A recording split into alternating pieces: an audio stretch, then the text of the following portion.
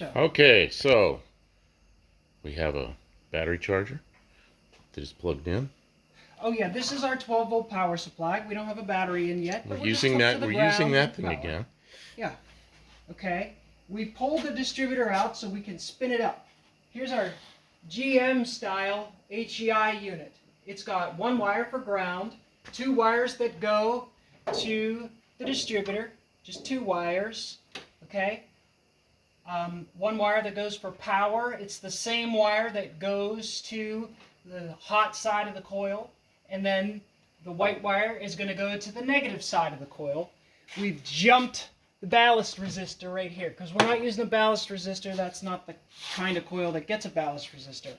And we're not piping anything through. We just want to see that a plug on the end of a wire will fire. Okay, so show the distributor real quick. Each time one of these high points on this thing called a reluctor goes past this little magnetic pickup, it's going to trigger the HEI unit to tell the coil to spark. So, we shouldn't have to even turn the engine to be able to demonstrate this. If we take and hook some power, the ignition switch is on. That should be giving us power at the coil.